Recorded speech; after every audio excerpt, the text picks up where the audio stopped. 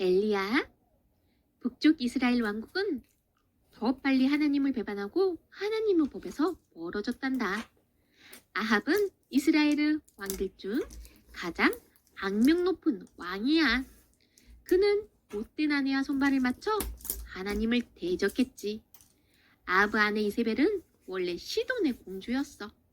그녀는 아합과 결혼한 뒤에도 열성적으로 바알과 아세라를 섬겼을 뿐만 아니라 시돈에서 하던 대로 백성들을 잔인하게 대했지.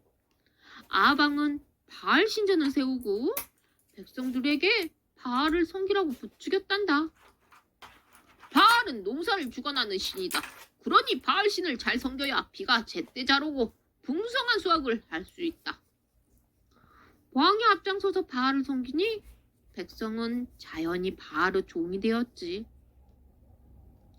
도저히 저들을 그냥 둘 수가 없구나.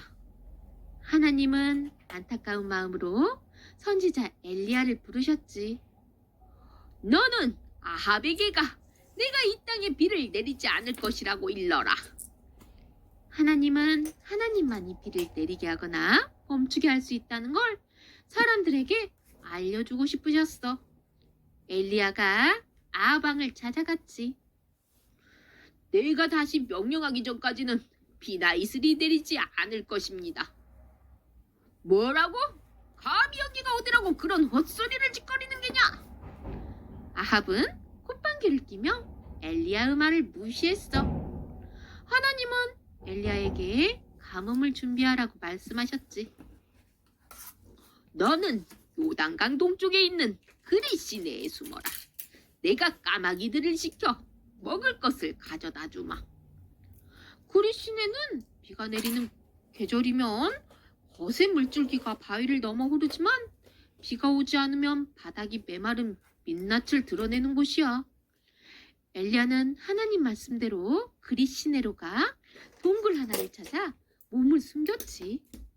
자기 몸 하나 겨우 뛸 만큼 작은 동굴인데다가 먹을 것도 구할 길 없었지만 엘리야는 걱정하지 않았어. 다음날 아침 시끄러운 소리에 잠에서 깬 엘리야가 동굴 밖으로 나오니 정말로 까마귀들이 모여 앉아 있었어. 하나님 말씀대로 까마귀들은 불 위에 빵과 고기를 불고 있었어. 고맙구나. 엘리야는 까마귀가 다정한 친구라도 되는 양 인사를 했단다. 이에 대답이라도 하듯 까마귀들은 다시 까까 소리를 내며 공중으로 날아올랐어. 비 한 방울 내리지 않는 날이 몇 날 며칠 계속되었지. 까마귀들이 아침 저녁 날라다 주는 음식으로 끼니를 때우고 시냇물로 목을 죽여 가며 엘리야는 하루하루 살아갔지. 그런데 얼마 뒤 그 시냇물마저 말라버렸단다. 그때 하나님께서 다시 말씀하셨어. 이제 시돈 땅 사르밧으로 가라. 그곳에 한 과부가 너를 돌봐줄 것이다. 시돈 땅은 왕비 이세벨의 고향이야. 이스라엘에도 갈 만한 데가 있으련만 하나님은 왜 굳이 먼 이방 땅으로 가라고 하신 걸까? 그러나 엘리야는 불평하거나 이유를 묻지 않았단다. 사르밧 성문으로 들어서자마자 엘리야는 땔감을 줍고 있는 과부를 만났어. 마실 물을 한 그릇만 떠다 주시겠습니까? 네, 그러지요.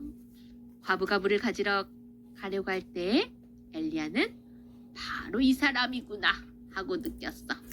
그래서 한마디를 더 했지. 빵도 조금만 가져다 주시겠소.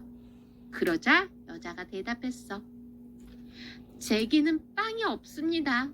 항아리에 밀가루가 조금 있고 기름병에 기름이 조금 있을 뿐이지요. 지금 땔감을 주워다가 나와 아들이 마지막으로 먹을 음식을 준비하려던 참이었습니다. 걱정 말고 집으로 가서 당신이 말한 대로 음식을 준비하시오. 그러나 빵을 조금 만들어서 먼저 나에게 가져오시오. 이 땅에 비가 오기까지 그 항아리의 밀가루가 결코 떨어지지 않을 것이며 기름도 떨어지지 않을 것이오. 과부는 우아해하면서도 빵을 만들어 엘리야에게 먼저 가져왔단다. 그러자 엘리야의 말대로 과부의 항아리는 요술 항아리가 되었어. 날마다 버섯빵을 만드는데도 밀가루가 떨어지지 않았지. 갈멜산의 대결. 비가 오지 않는 힘든 시간이 3년 반이나 지났어. 드디어 하나님이 뜻을 펼치기 시작하셨지. 하나님께서 엘리야를 부르셨어. 가서 아방을 만나라. 내가 곧 땅에 비를 내리겠다. 엘리야는 당장 아방에게 달려갔어.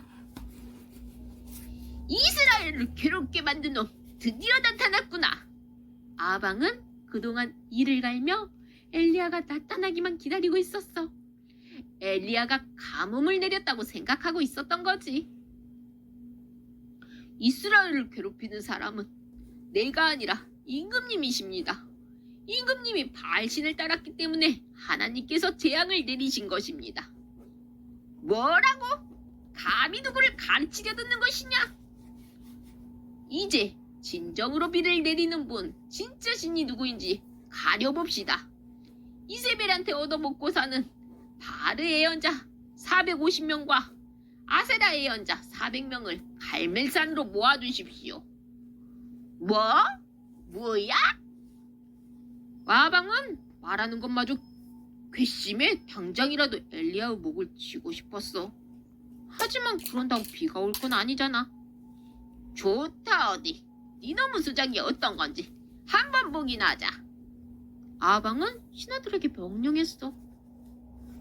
당장 선지자들을 모으고 모든 백성은 갈멜산으로 모이도록 하여라. 아합의 명령을 받은 신하들은 이스라엘 각 마을로 흩어졌단다. 두둥 큰 북이 울렸어. 화려한 제복을 입은 바알 선지자 450명과 아세라 선지자 400명이 제단 앞에 모여 있었지. 엘리야가 이스라엘 백성들에게 말했어. 여러분은 언제까지 바알과 여호와 사이에서 머뭇거릴 겁니까? 여호와가 참신면 여호와를 따르고 바알이 참신면 바알을 따르십시오. 이스라엘 백성은 아무 말도 못했어. 사실 백성들은 자기들이 하나님을 버렸다고 생각하지는 않았어. 때가 되면 제사도 드리고 안식일도 지켰으니까. 단지 농사의 신인 바알도 섬겼던 것뿐이지. 그러나 하나님은 둘 다 섬기는 것은 우선을 섬기는 거라고 말씀하셨단다. 엘리야가 말을 이었어. 지금 남아있는 하나님의 예언자는 나뿐이요. 그러나 바알의 예언자들은 450명이나 있어. 이제 누가 참신인지 가려봅시다. 각자 자기 신께 제물을 드린 뒤에 하늘에서 불을 내려달라고 기도합시다. 불을 내리는 쪽이 참신이요. 그렇군. 그렇게 하면 어느 쪽이 참신인지 밝힐 수 있겠어? 백성들은 모두 고개를 끄덕였단다. 이제 소 2마리를 가져오시오. 그리고 당신들 수가 많으니 먼저 아시오. 그들은 소 1마리를 잡아다가 제단에 올려놓은 뒤 바알에게 기도하기 시작했어. 바알이여, 불을 내려주십시오. 바알 선지자 450명과 아세라 선지자 400명이 한꺼번에 소리를 치고 기도를 하자 갈멜산 전체가 들썩들썩했단다. 그들은 한낮이 될 때까지 제단 둘레를 돌며 춤을 추었어. 사람들은 잠시도 눈을 떼지 않고 그들이 하는 것을 지켜보았지. 그러나 아무리 기다려도 하늘에선 어떤 일도 일어나지 않았어. 엘리야가 소리쳤어. 더 크게 기도해 보시오. 바알 신이 지금 먼 길을 떠났나 보. 어쩌면 자고 있는 건지도 모르니 더 큰 소리로 기도해 보시오. 바알이여, 응답하소서. 해가 기울어지자 그들은 칼과 창으로 자기 몸을 찌르기 시작했단다. 제발 자기들을 봐달라는 몸부림이었지. 어느새 서쪽 하늘에 노을이 붉게 물들기 시작했단다. 바알의 선지자들은 기진맥진에 그 자리에 푹푹 주저앉았어. 이번엔 엘리야 차례야. 이제 내가 하나님께 기도하겠소. 자, 이 제단 둘레를 따라 작은 도랑을 파시오. 도랑을 파고 나서 엘리야는 제단 위에 소를 올려놓았어. 그러고는 물을 갖다 부었지. 아이고, 저 아까운 물을. 3년 가뭄 끝에 겨우 남아있는 금처럼 귀한 물이 제단을 적시고 도랑을 가득 채웠어. 그제야 엘리야는 제단 앞으로 나아갔지. 엘리야가 두 손을 높이 올리고 큰 소리로 기도했어. 하나님, 여호와께서 참신이라는 것을 이 백성이 알게 하옵소서. 얼마 되지 않아 놀라운 일이 일어났어. 하늘에서 불이 떨어져 재물과 장작, 제단 둘레 돌과 흙을 태우고 도랑의 물까지 모두 핥아버린 거야. 이럴 수가. 백성들은 너무 놀라고 두려워 땅에 엎드려 외쳤단다. 여호와 그분이 하나님이시다. 여호와 그분이 하나님이시다. 바알과 아세라 선지자들은 이미 도망치려 하고 있었어. 엘리야가 팔을 쭉 뻗어 손가락으로 저들을 가리켰지. 바알의 선지자들을 붙잡으시오. 한 사람도 도망가지 못하게 하시오. 우와! 바알 선지자들을 잡아라! 거짓 선지자를 죽여라! 백성들은 소리를 지르며 바알과 아세라 선지자들을 쫓았단다. 거짓 선지자들은 걸음마다 살 달려! 하고 도망쳤지만 성난 백성들을 당해낼 수는 없었어. 결국 850명의 선지자들이 모두 죽고 말았지. 엘리야가 내게 말했어.